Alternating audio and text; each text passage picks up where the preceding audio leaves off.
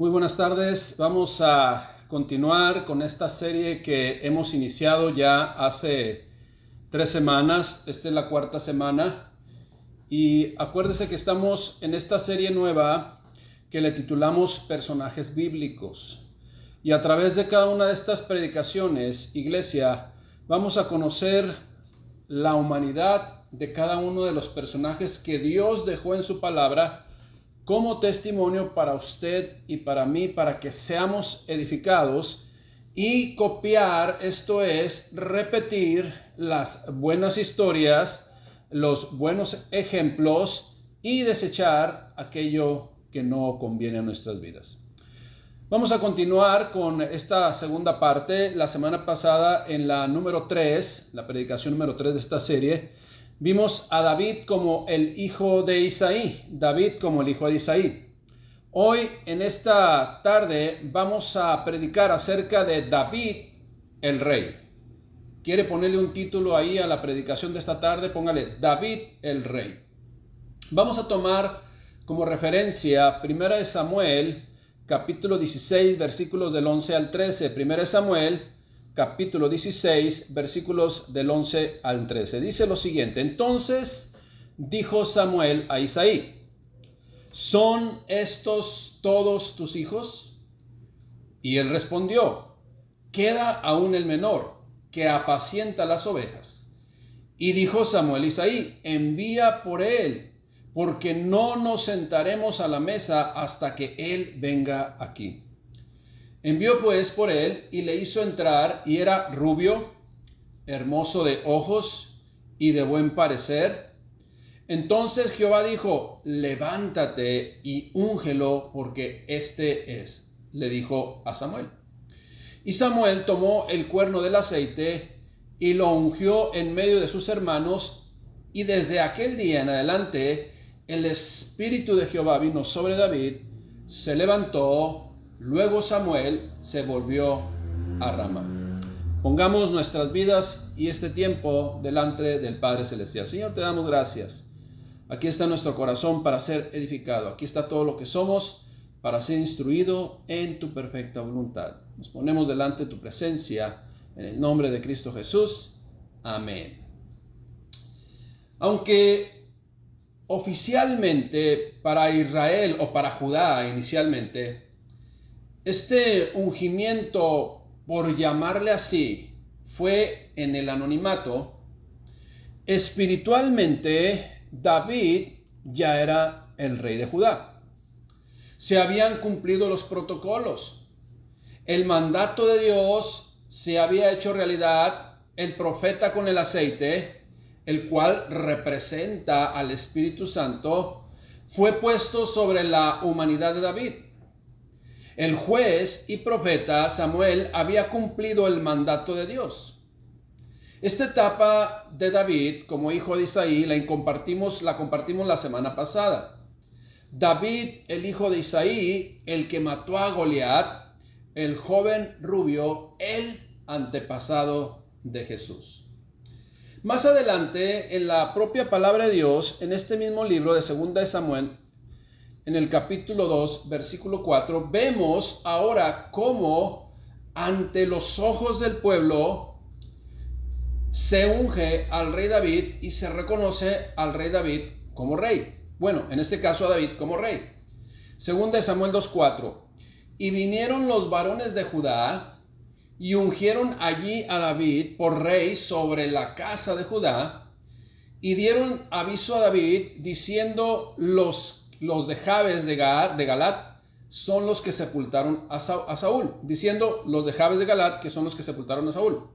Entonces envió David mensajeros a los de Jabes de Galat, diciéndoles: Benditos seáis vosotros de Jehová, que habéis hecho esta misericordia con vuestro señor, con Saúl, dándole sepultura. Ahora pues, Jehová haga con vosotros misericordia y verdad, y yo también os haré bien por esto que habéis hecho. Esfuércese pues ahora vuestras manos y sed valientes, pues muerto Saúl vuestro señor, los de la casa de Judá me han ungido por rey sobre ellos. Pero pongamos atención que está hablando precisamente de una parte de la descendencia de Jacob, de la tribu de Judá. Más adelante, si usted y yo adelantamos un poquito más, en ese mismo libro, en el capítulo 5, ahora sí, David es reconocido y es ungido como el rey de todo Israel, o para todo Israel. Dice así la escritura: vinieron todas las tribus de Israel a David en Hebrón y hablaron diciendo, todas las tribus, ¿cuáles son todas las tribus? Las 12 tribus. Henos aquí estamos, hueso tuyo y carne tuya somos. Y aún antes de ahora, fíjese bien lo que declaran, y aún antes de ahora, cuando Saúl reinaba sobre nosotros, ¿eras tú quien sacabas a Israel a la guerra? ¿Eras tú quien lo volvías a traer? Además, Jehová te ha dicho, tú serás a mi pueblo Israel, y tú serás príncipe sobre Israel. Vinieron pues todos los ancianos de Israel al rey en Hebrón, y el rey David hizo pacto con ellos en Hebrón delante de Jehová, y ungieron a David por rey ahora sobre Israel. Era David de 30 años cuando comenzó a reinar, y reinó 40 años. En Hebrón reinó sobre Judá 7 años y 6 meses, y en Jerusalén reinó 33 años sobre todo Israel y Judá. Como vemos, la escritura da testimonio que David es proclamado rey. Y este hombre, conforme al corazón de Dios, esperó el tiempo del Padre para ser hecho públicamente el nuevo rey de Israel, de todo el pueblo de Dios. Para este tiempo ya había muerto Samuel, ya había muerto también Saúl, y solo quedaba que precisamente el Padre Celestial, nuestro Dios, públicamente hiciera precisamente a conocimiento de todo, o lo hiciera a conocimiento de todos, lo que ya había ocurrido tiempo atrás, llevado precisamente por mano de Samuel ese mandato de Dios. Si vamos nosotros a consultar un diccionario, voy a mencionar, entre comillas, cómo define David Wikipedia.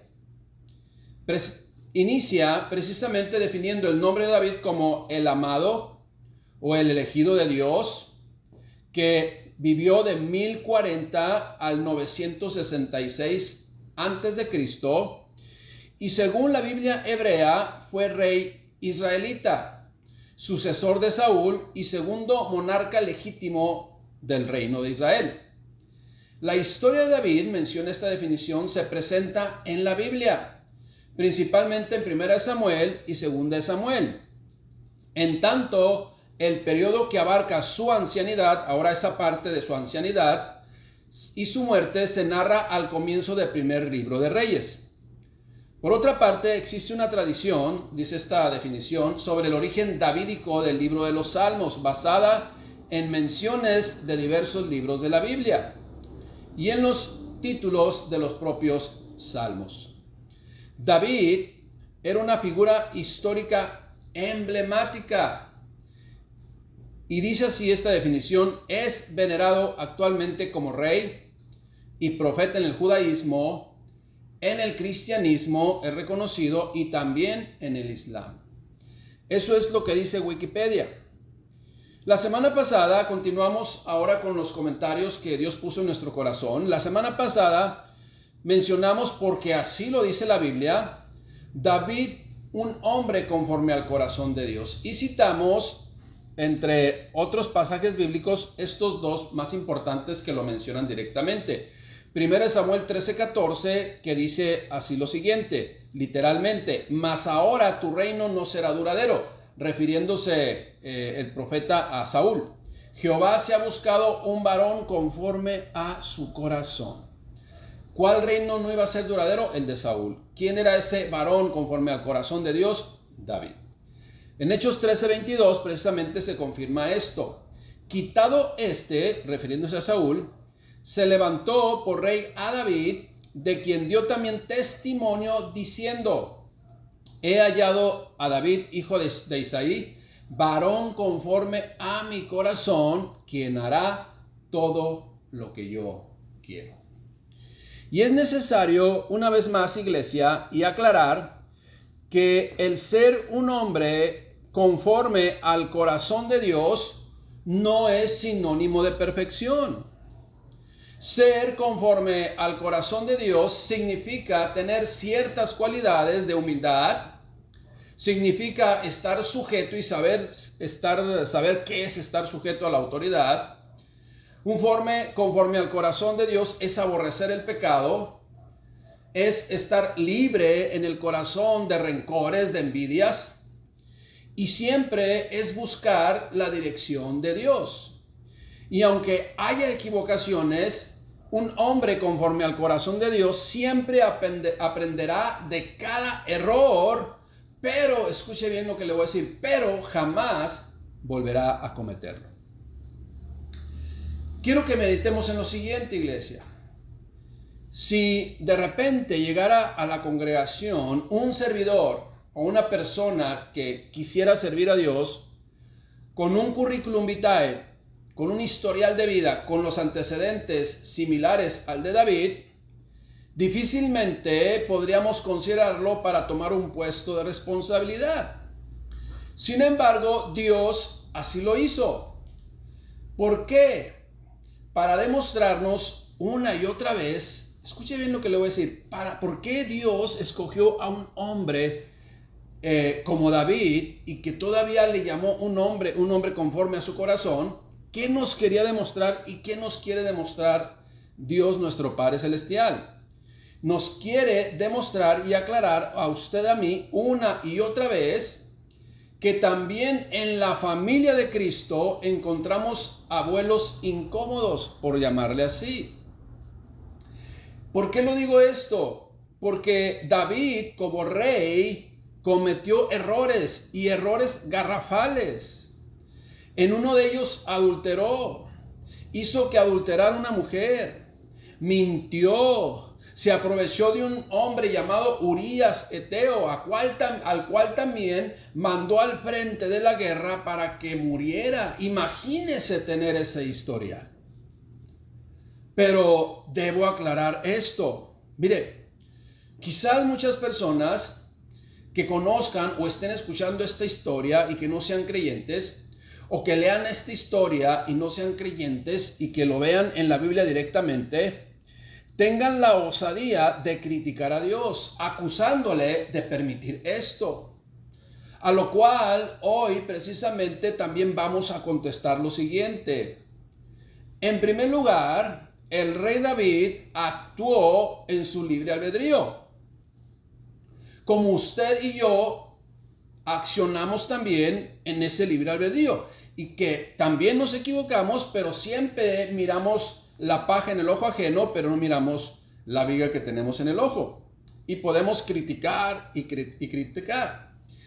Pero si conocemos la palabra de Dios y leemos el contexto de lo que dice la palabra de Dios acerca de estos hechos vergonzosos del rey David, sabremos que estos actos trajeron muchas consecuencias precisamente directamente para el rey David y para el pueblo.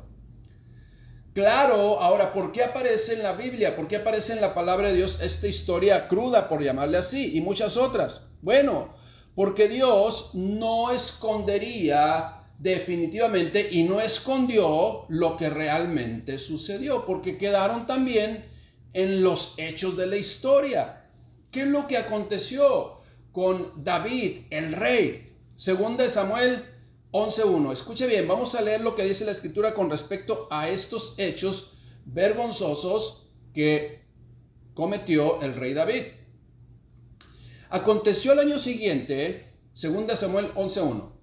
Aconteció el año siguiente, en el tiempo que salen los reyes a la guerra, que David envió a Joab y con él a sus siervos y a todo Israel.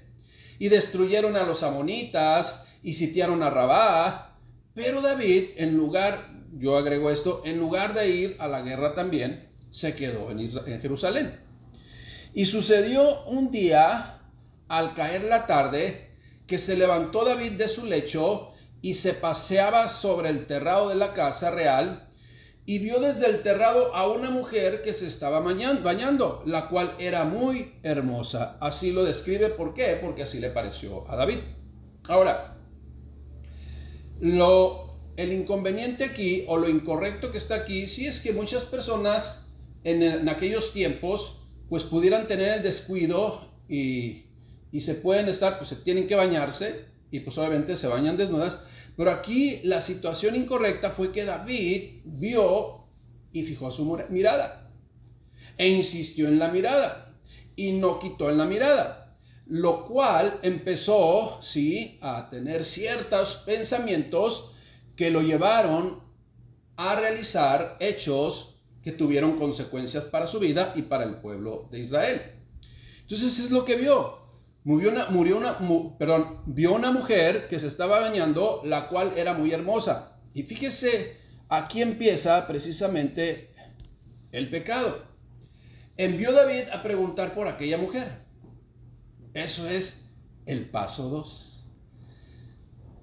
Una de las cosas que enseñamos siempre es que Dios es un Dios previsor. El Señor Jesucristo dice en su palabra, en la palabra, se oyó que fue dicho, no cometerás adulterio. Pues yo os digo que cualquiera que mire a una mujer para codiciarla, ya adulteró en su corazón.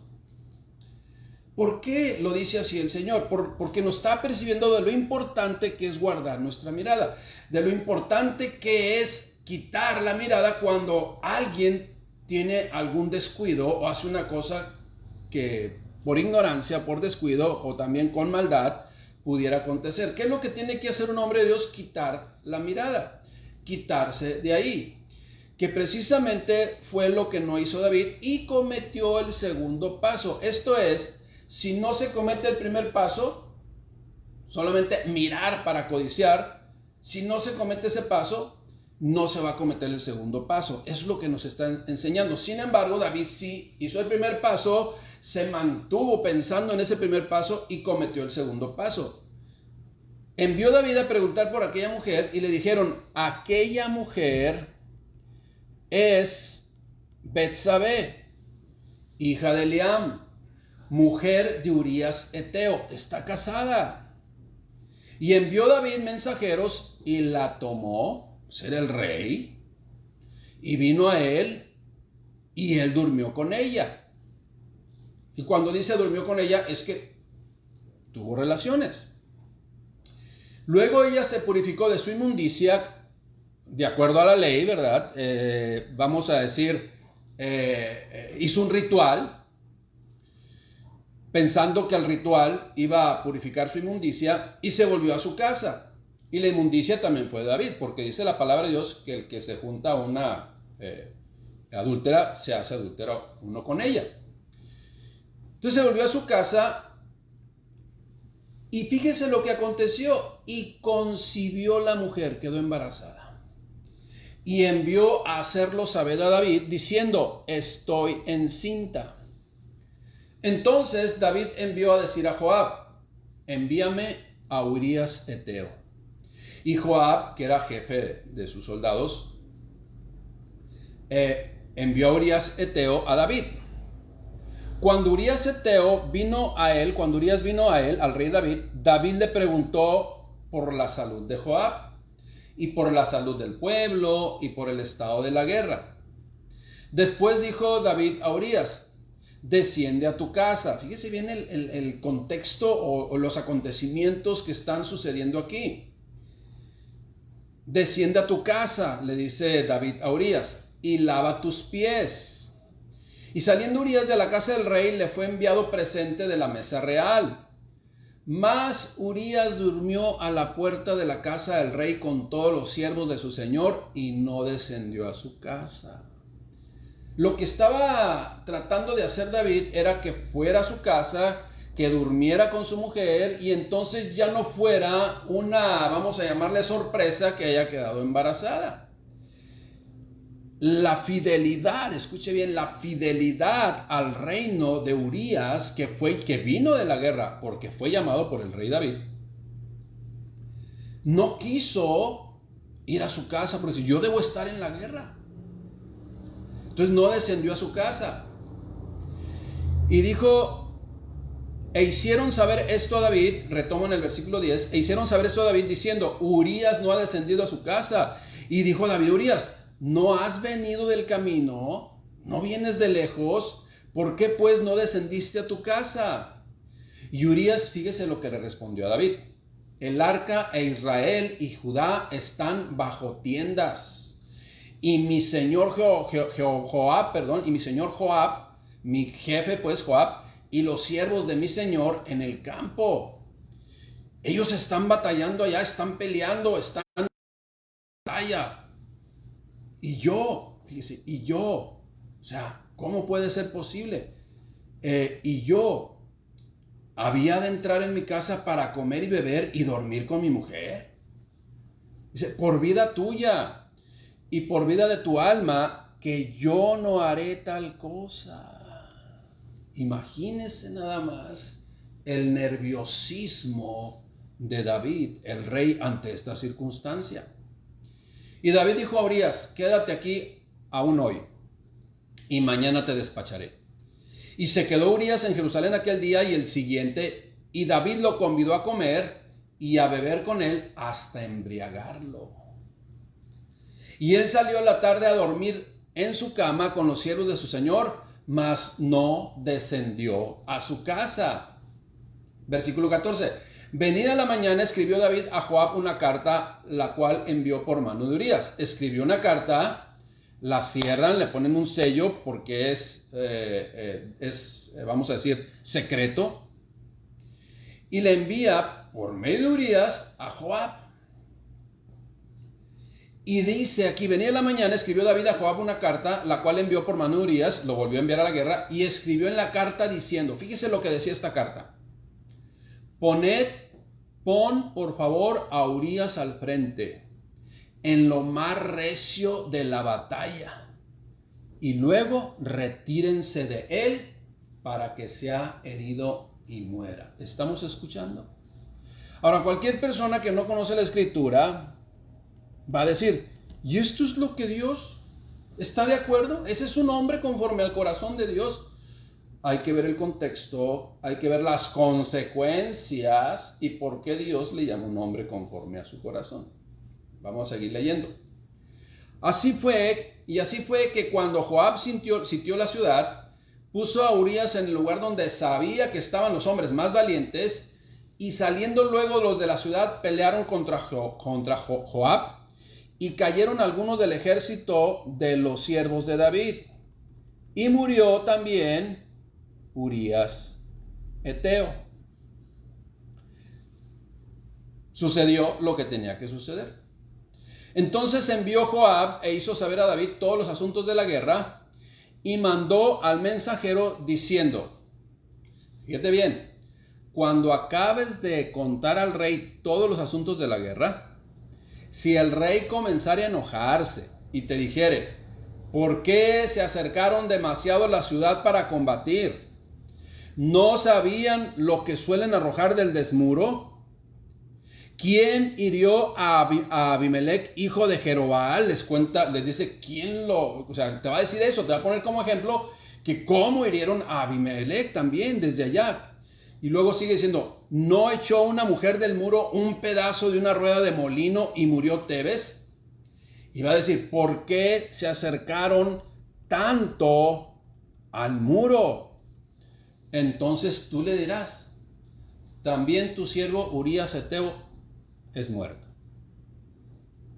O sea, lo que realmente le está diciendo Joab, diciendo, mira, te va a criticar porque entramos y fuimos más cercas y más cercas y más cercas. Pero Urías Eteo seguía vivo, seguía luchando, seguía peleando. Y me había dado una orden.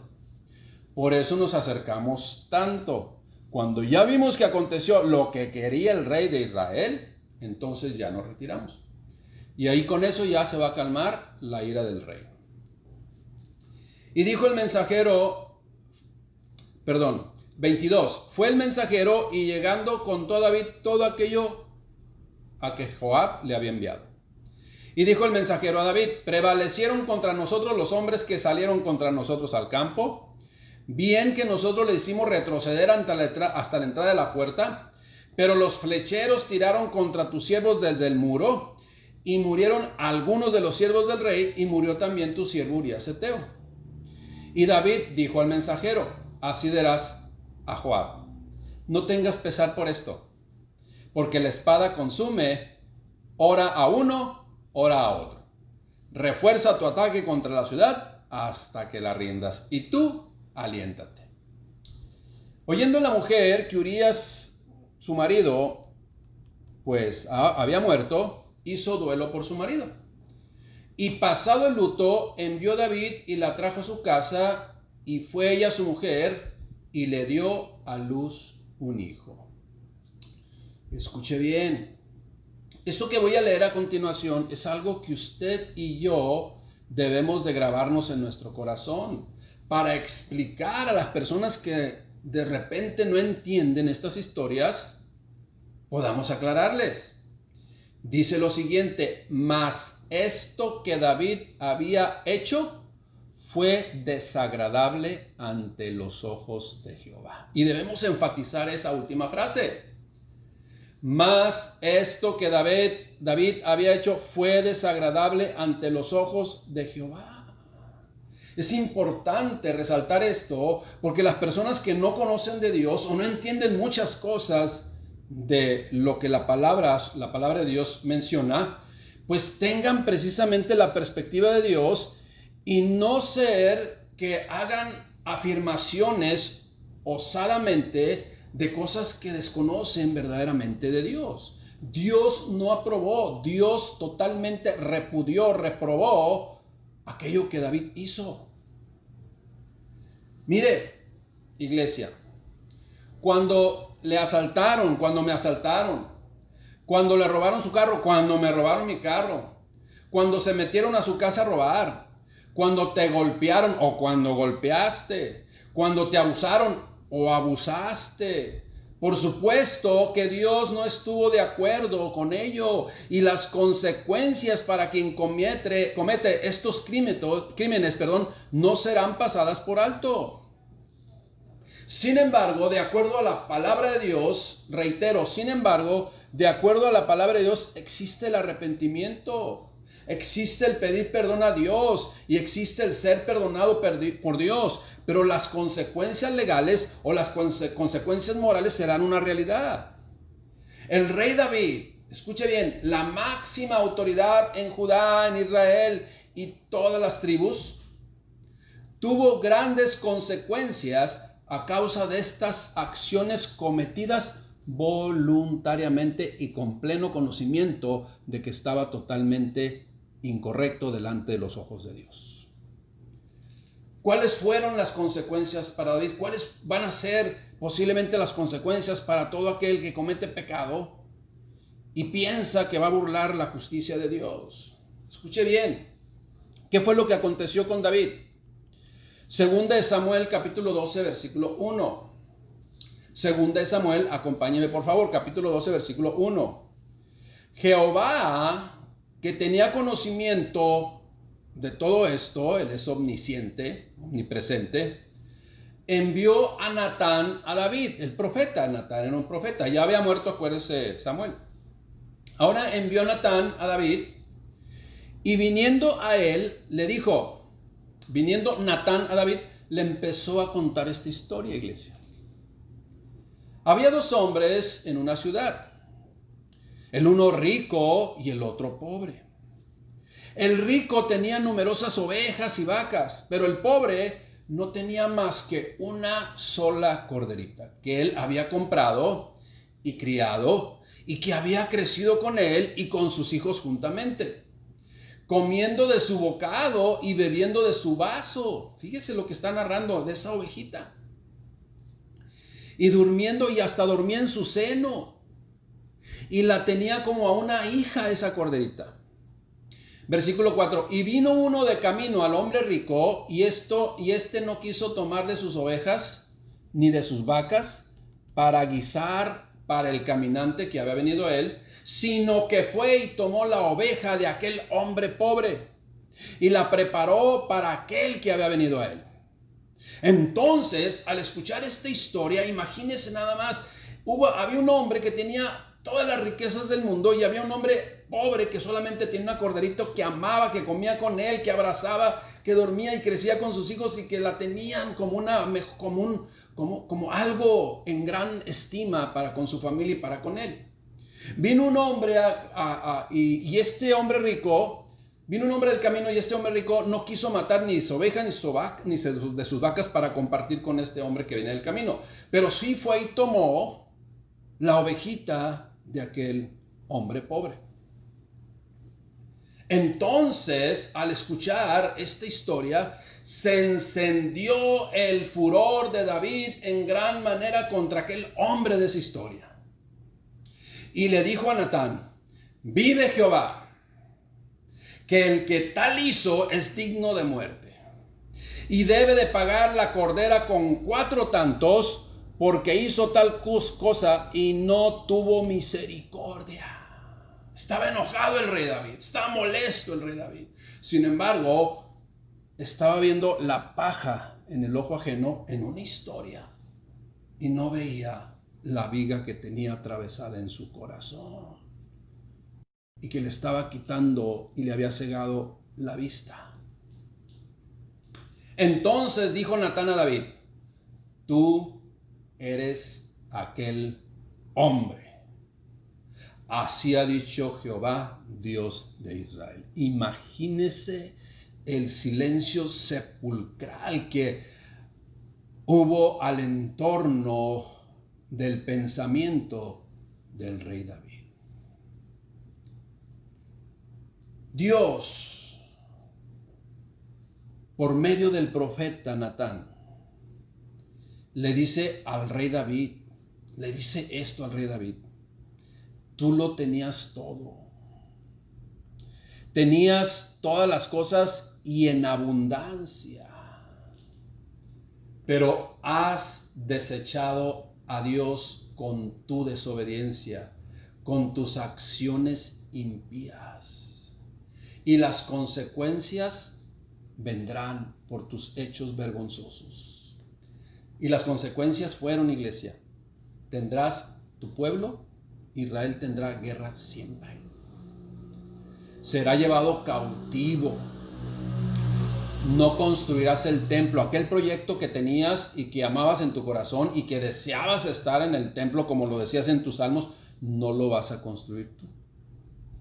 Y el niño que tuviste cometiendo pecado, morirá. Esas fueron las consecuencias. Persona que no conoce de la palabra de Dios, ahí están las consecuencias. Dios no está de acuerdo con acciones que violentan los principios establecidos por Él. Pero el ser humano, en ese libre albedrío, los comete. En muchas ocasiones, y lo hemos visto con nuestros propios ojos, el pecado destruye las vidas de un ser humano. El pecado destruye las familias. El pecado destruye la inocente vida de niños que no tuvieron culpa alguna de los hechos cometidos por sus padres, por mayores. Por favor, iglesia, por favor, persona que nos está escuchando, no culpemos usted y yo a Dios de los pecados de las personas que cometieron de una forma voluntaria y con pleno conocimiento, ya que sus acciones son tan reprobadas que las cometían y ellos saben, aunque no conozcan de Dios, saben que son reprobables. ¿Por qué? Porque las hacen a escondidas. Y esas acciones son reprobadas por nuestro Dios. Y no importa si la persona, como le digo, dice que no cree en Dios. Él sabe que está haciendo y está violentando los principios morales y muchas veces hasta las leyes. Y como le digo, las hace escondidas porque sabe que si es sorprendido, precisamente y seguramente las consecuencias vendrán. Y no cabe decir aquí, ¿verdad? ¿Por qué, Dios mío? ¿Por qué me sucede esto? Iglesia, Dios en su palabra nos apercibe que habrá consecuencias por las acciones que externemos, porque hay concupiscencia en nuestro corazón.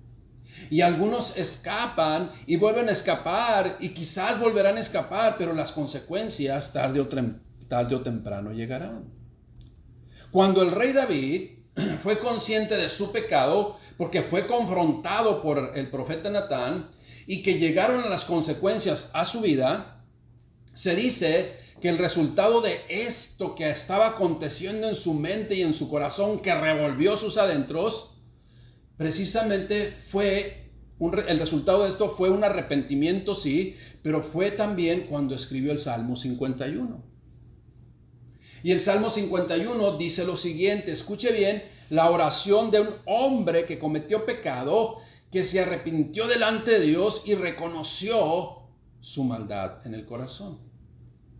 Dice el Salmo 51:1, ten piedad de mí, oh Dios, conforme a tu misericordia, conforme a la multitud de tus piedades, borra mis rebeliones, lávame más y más de mi maldad y limpia de mi pecado, porque yo reconozco mis rebeliones y mi pecado está siempre delante de mí. Y luego lo que reconoce, contra ti solo he pecado y he hecho lo malo delante de tus ojos, para que seas reconocido justo en tu palabra y tenido por puro en tu juicio. He aquí en maldad, reconozco que en maldad he sido formado y en pecado me concibió mi madre. He aquí tú amas la verdad en lo íntimo y en lo secreto me has hecho comprender sabiduría. Purifícame con hisopo y seré limpio. Lávame y seré más blanco que la nieve. Hazme oír o vuélveme otra vez el gozo y la alegría y se recrearán los huesos que has abatido. Esconde tu rostro de mis pecados y borra todas mis maldades. Y luego dice el versículo 10, crea en mí, oh Dios, un corazón limpio y renueva un espíritu recto dentro de mí. No me eches de delante de ti y no quites de mí tu santo espíritu. Vuélveme el gozo de tu salvación y espíritu noble me sustente. Entonces, cuando se haga realidad y tú me perdones y yo entienda tu perdón, entonces enseñaré a los transgresores tus caminos y los pecadores se convertirán a ti. Líbrame de homicidios, oh Dios de mi salvación, líbrame de homicidios. Cantará mi lengua tu justicia. Señor, abre mis labios y publicará mi boca tu alabanza, porque no quieres sacrificio. No basta solamente con que hagas un ritual de la purificación, lo que está diciendo. No basta solamente que yo haga un ritual de la purificación. No basta. Sí, sino purifícame tú, Señor, porque no quieres sacrificio, que yo lo daría, no quieres holocausto. Los verdaderos sacrificios a Dios son el espíritu quebrantado. Al corazón contrito y humillado no despreciarás tú, oh Dios. Haz bien con tu benevolencia a Sión, edifica los muros de Jerusalén, protégela y protégeme. Entonces te agradarán los sacrificios de justicia, el holocausto y ofrenda del todo quemada. Entonces ofrecerán becerros sobre tu altar. Pero es necesario un arrepentimiento. ¿Y cuál es el sacrificio que debemos de hacer después de un arrepentimiento, verdadero y genuino arrepentimiento? Es la obediencia a Dios. Es el mejor sacrificio que podemos hacer usted y yo cuando nos damos cuenta que estamos accionando de una manera incorrecta. Dios le concedió el perdón. ¿Por qué, iglesia? Porque David, el rey, tuvo un verdadero y genuino arrepentimiento. Y escuche bien lo que le voy a decir. Y jamás volvió a repetir estos actos vergonzosos. Sin embargo, las consecuencias estuvieron siempre vigentes. Muchos de ustedes saben cómo Absalón, su propio hijo, se rebeló contra su padre. Justicia de Dios, castigo de Dios. Un recordatorio de las consecuencias del pecado. Dios nos puede perdonar y puede librarnos de las consecuencias del pecado, pero no siempre va a ser así. Algunas consecuencias van a estar vigentes quizás hasta toda la vida. Para terminar, hermanos, porque acuérdense que estamos hablando de David un hombre conforme al corazón de Dios? Una de las pruebas palpables del verdadero y genuino arrepentimiento del rey David lo narra Dios en su propia palabra. Quiero que me acompañe ahora a 2 Samuel 16:5. Escuche bien y juzgue usted con su propio criterio si en verdad David tuvo un arrepentimiento genuino delante de Dios y entendió y comprendió el perdón de Dios y aceptó las consecuencias. 2 Samuel 16:5 dice lo siguiente: y vino el rey David hasta Bahurim, y he aquí que salía uno de la familia de la casa de Saúl, el cual se llamaba Simei, hijo de Gera, y salía maldiciendo y arrojando piedras contra David y contra todos los siervos del rey David. Y todo el pueblo y todos los hombres valientes estaban a su derecha y a su izquierda. Y decía Simei, este hombre que estaba gritando maldiciones, decía: fuera, fuera, hombre sanguinario y perverso. Jehová te ha dado el pago de toda la sangre de la casa de Saúl, perdón, en lugar del cual tú has reinado. Y Jehová ha entregado el reino en manos de tu hijo Absalón. Y hete aquí sorprendido en tu maldad, porque eres hombre sanguinario. Fíjese nada más. Un común y corriente del pueblo viene a insultar, viene a decir verdades. Es una realidad, verdades. Y David, con toda su autoridad, teniendo del lado derecho a los hombres valientes y del lado izquierdo también, a su derecha y a su izquierda, podía haber ordenado así inmediatamente que aniquilaran a ese hombre que estaba gritando enfrente de su cara. Entonces Abisai, hijo de Sarbia, dijo al rey. Entonces Abisai, hijo de Sarbia, dijo al rey, o sea, un hombre que estaba a un lado de él: ¿por qué maldice este perro muerto a mi señor el rey? Te ruego que me dejes pasar y le cortaré la cabeza. Y el rey respondió. Escuche bien la respuesta del rey David. Rey, autoridad máxima.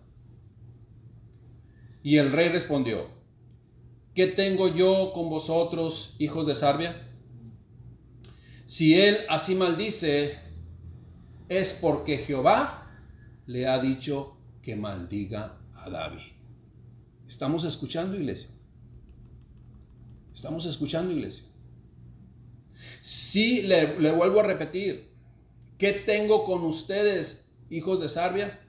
Si él así maldice, si él me está gritando todo lo que me está gritando en presencia y públicamente de todos, Dios ya se lo había dicho, que iba a ser público su rebelión, su actitud, su pecado. Pero aceptó las consecuencias. Le vuelvo a leer.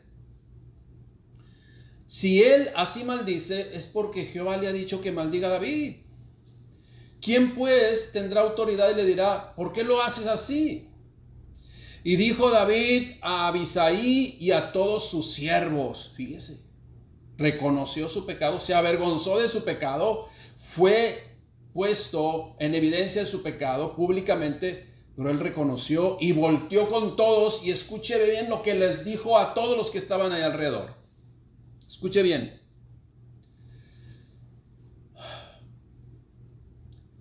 ¿Quién pues le dirá por qué lo haces así? Y dijo David a Abisai y a todos sus siervos: he aquí, mi hijo que ha salido de mis entrañas acecha mi vida.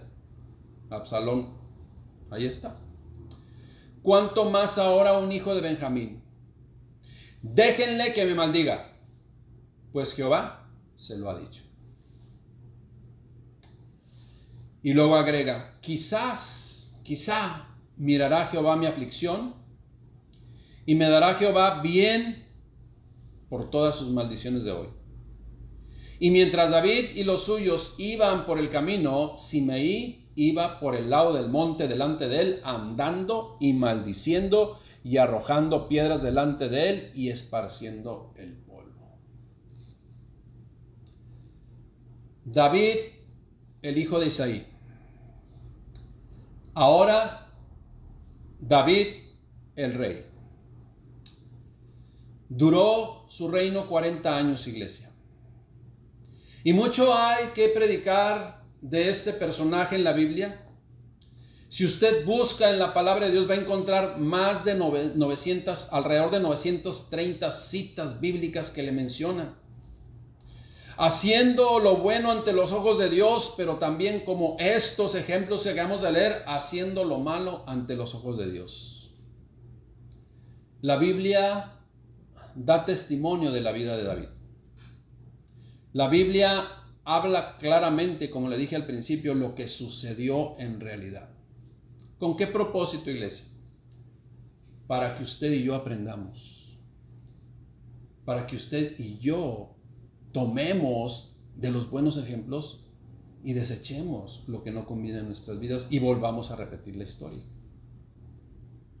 El rey David, iglesia, ese hombre conforme al corazón de Dios, que no se levantó contra el ungido de Jehová, ese hombre que escribió gran parte de los salmos, ese hombre que mató a Goliat y ganó muchas batallas, y que en cada una de ellas pedía la dirección de Dios, ese David que era un hombre valiente, que nos da una lección de perdonar, de saber perdonar, y que nos da una lección también de comprender el perdón de Dios.